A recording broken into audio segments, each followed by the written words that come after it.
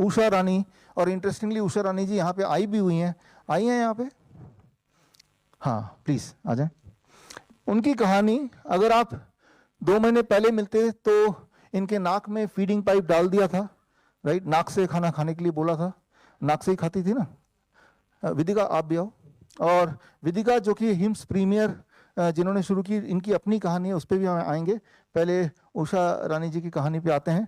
तो आपके सामने हैं 10 कीमोसाइकिल हुए और उसके बाद इनकी वीकनेस और मुंह से खाने की क्षमता वो सब खत्म हो गया, और ऐसी स्थिति में नाक से नाक से खाना, राइट, हाँ, नेजोगैस्ट्रिक फीडिंग के थ्रू, दैट वाज सिचुएशन। तो याद रखिए कि किसी भी चीज को अगर बहुत मुश्किल करना हो तो जो बॉडी का जो नेचर है, बॉडी का जो एक तरीका काम करने का, उसको बिगाड़ दो, फिर बोल दो देखो आपकी बीमारी कितनी ज्यादा है, राइट। तो वही इनके साथ हो रहा था। जब भी किसी के मुंह की जगह किसी और जगह से अगर खाना जा रहा हो तो वो इंसान कभी ठीक नहीं हो सकता, बिकॉज नाक सांस लेने के लिए बना है, मुंह खाने के लिए बना है।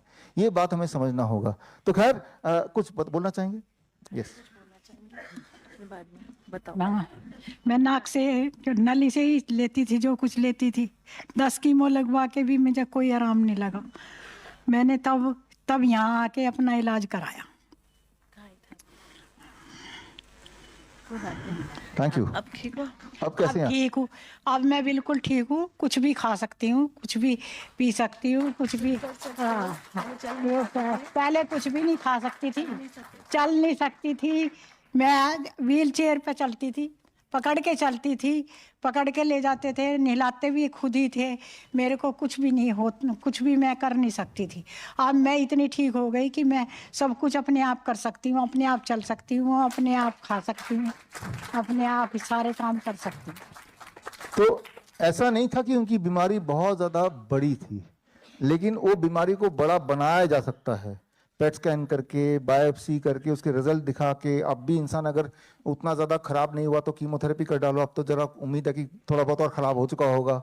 उससे भी बात नहीं बन रही तो ऐसा करते हैं, रेडिएशन ही कर डालते हैं, राइट। अगर अब भी नहीं तो चलो सर्जरी से 2-4 ऑर्गन निकाल देते हैं, कुछ ना कुछ तो ऐसे, है ना। तो पेशेंट को निपटाने की जो तरीके हैं वो ये हैं जो मैंने अभी आपको बताए हैं, राइट। तो जबकि वो इतना सिंपल है। विदिका जो आपके सामने है, आज से कुछ साल पहले हमारे ऑफिस में मिली थी। वो she herself was a cancer patient, और इनकी ज़िंदगी में वही सब चल रहा था जो आपको मैंने इनके बारे, उषा जी के बारे में बताया।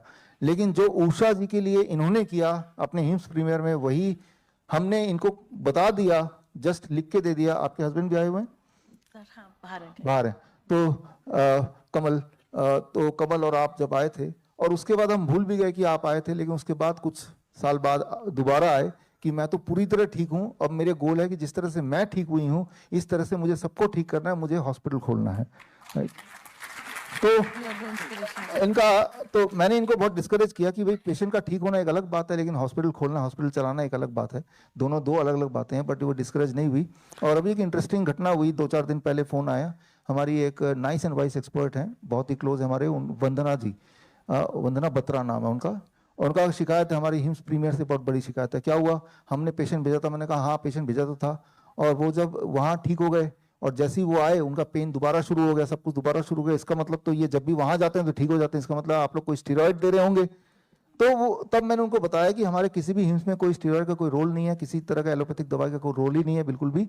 लेकिन यहाँ पे एक बात मैं बताना चाहूँगा कि अगर आप विदिका को जानते हैं तो ये हर पेशेंट से मिलती है, उसके पेन को फील करती है और उसके हिसाब से काम करती है, काउंसलिंग करती है। तो मुझे लगता है वो जो एक ह्यूमन टच है, ये ह्यूमन टच बहुत इंपॉर्टेंट रोल प्ले करता है किसी भी इंसान के ठीक होने में। तो वही इनकी दवा है। इसीलिए जब कई सारे पेशेंट बाहर चले जाते हैं, दोबारा आते हैं तो दोबारा ठीक होने लगते हैं, जैसे ही थोड़ा दूर जाते हैं दोबारा से उनकी हालत बिगड़ने लगती है। लेकिन जहाँ भी कोई पेशेंट है वो हीलिंग टच आप दे सकते हैं वहीं पे रहते हुए। यही सारी चीज़ें जो हम सबको मिलकर करनी पड़ेंगी। Thank you, thank you, thank you. इनका हॉस्पिटल की और कहानी अगर आपको सुननी है तो himspremier.com में जाके आप सुन सकते हैं, देख सकते हैं। तो अभी हम उषा रानी का एग्जाम्पल दे रहे थे कि किसी भी चीज़ को कॉम्प्लिकेट कैसे बनाते हैं, कि जहाँ से जो काम बॉडी का नहीं होना वहाँ से वो बॉडी का काम कराना की कोशिश करो, तो इंसान अगर बीमार थोड़ा बहुत भी है तो कई गुना ज़्यादा बीमार पड़ सकता है। तो मैं यहाँ पे बात कर रहा था कि हम किसी भी मुश्किल दिखने वाले प्रॉब्लम को सॉल्व कर सकते हैं उन टेक्निक से जो टेक्निक्स हमने अभी सीखा है, लेकिन डॉक्टर्स किसी आसान चीज को भी मुश्किल बना सकते हैं।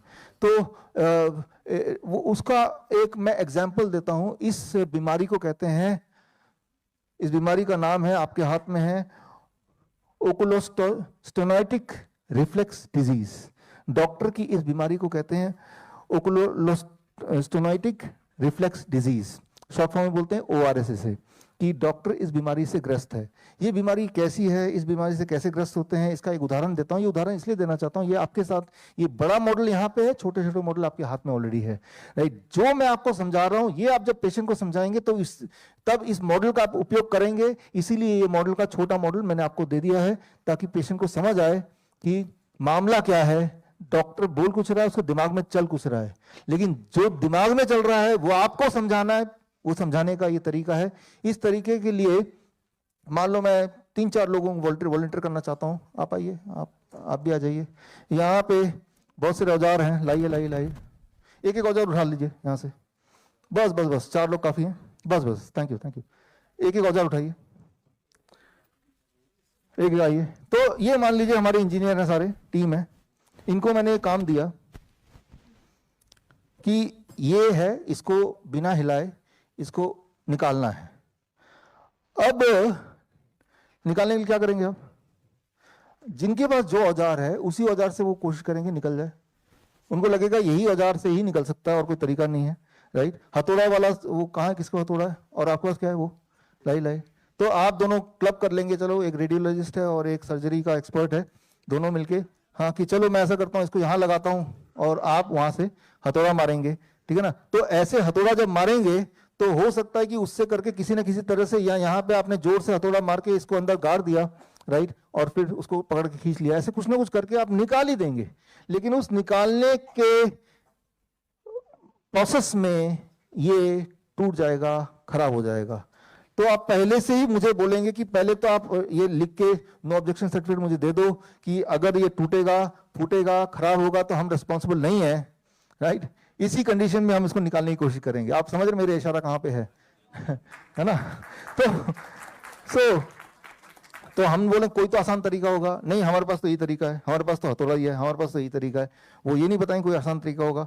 तो अगर कोई चीज सॉल्व नहीं हो रही है तो ऐसा नहीं कि सॉल्व हो नहीं सकती है, वो ऐसा है कि सॉल्व होने का जो तरीका असली वाला है उसको छुपा लिया गया है। देखते हैं, ढूंढते हैं, अगर यहाँ असली तरीका मिल जाए तो। अब देखिए, अगर मुझे इसको बाहर निकालना बिना इसको क्षति पहुंचाए, बिना इसको हिलाए, तो सिंपली अगर मैं इसमें पानी डालने लगता हूं और जैसे जैसे पानी डाला तो आप देख रहे हैं ये ऊपर आ गया। अब इतना ऊपर आ गया कि अब बाकी ऊपर लाने के लिए मैं इसको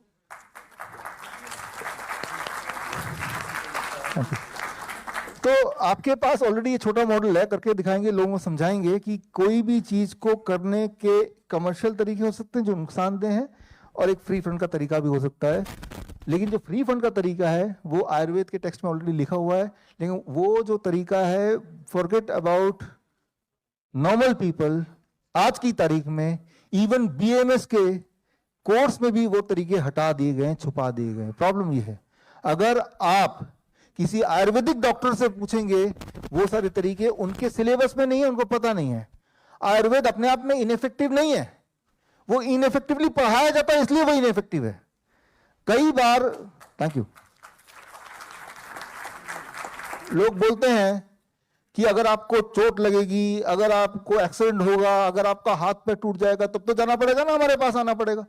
अब करें तो करें क्या, 99% बजट तो एलोपैथी को दिया हुआ है और 1% से लेस बजट बाकी पूरे सिस्टम को दिया हुआ है। ये तो ठीक उसी तरह से हो गया कि वो जो टायर रखा हुआ है, उसका एग्जाम्पल मैं दोबारा से दोहराता हूं कि अगर सारे के सारे पंचर ठीक करने वालों को गायब कर देंगे, भगा ही देंगे, तो जब पंचर होगा ना चाह के भी तो आपको जाना पड़ेगा ना वहां पे जो बड़ा शोरूम है ना।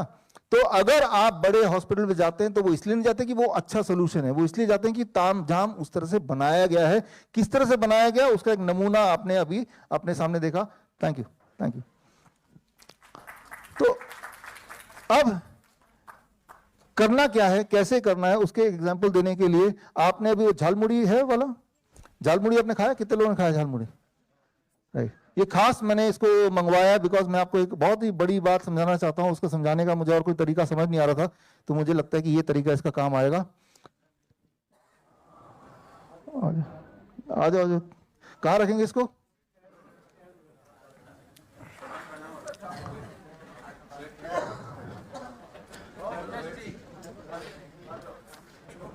चलिए झालमुड़ी बनाइए 2-4 लोगों के लिए, 2 लोगों के लिए बना दीजिए, 4 लोगों के लिए बना दीजिए। अब जब ये झालमुड़ी बना रहे हैं और ये सालों से झालमुड़ी बना रहे हैं, तो आप देखिए मैं अपने जो बुक है सर्केडियन क्लॉक उसको डिस्क्राइब करने की कोशिश करता हूँ। इस बुक के अंदर क्या है, इससे क्या समझेंगे। तो इन्होंने, अगर आप देखेंगे एक रिदमिक फैशन में, इन्होंने पहले से सेट किया हुआ है कि पहले मैं वो लूंगा, फिर ये लूंगा, फिर ये लूंगा, फिर ये लूंगा, फिर चम्मच से ये लूंगा। ये पहले से इन्होंने सेट किया हुआ है। हर चीज का कितना कितना लूंगा ये पहले से सेट है, राइट।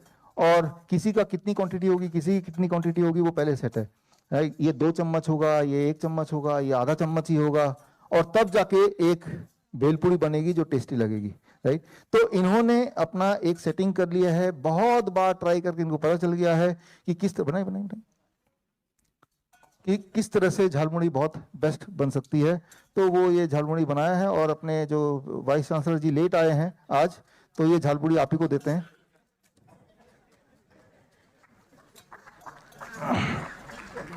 Thank you. अब क्या है कि ये प्रशांत जी को देते हैं। प्रशांत जी आइए प्लीज। इन्होंने यहाँ ऑर्गेनाइज करने में पूरी मदद की हमारी। सर ये आपके लिए, थैंक यू। तो अब मैं चालाकी से क्या करता हूं, चालाकी से, राइट। ये तो आंख बंद करके भी बना सकते हैं। चालाकी से मैंने क्या किया, ये जो चटनी वाला है इसको उठा के इधर कर दिया, ये वाला को उठा के इधर कर दिया। लेकिन इनके दिमाग में तो वही बैठा ना कि ये इतना लेना, ये इतना लेना, कि इनका रिदम बना हुआ है।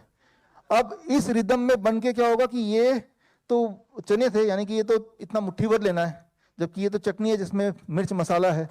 तो ऐसे में क्या होगा, अब जो झालमुड़ी ये कितना भी अच्छा बनाने की कोशिश करें उसी रिदम से, वो जब आप खाएंगे तो क्या होगा, आपको मिर्च लगेगी। अरे यार मिर्ची है, मिर्ची है, मिर्ची है।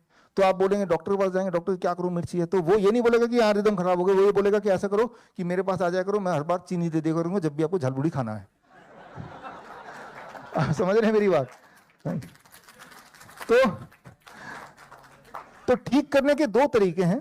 उस वक्त तो आपको रिलीफ मिल जाएगा और आपके दिमाग सेट हो जाएगा, जितनी बार मैं झालमुड़ी खाने जाऊंगा वो डॉक्टर साहब से पहले चीनी लूंगा, फिर यहाँ खड़ा हो जाऊंगा और झालमुड़ी खा लूंगा, राइट।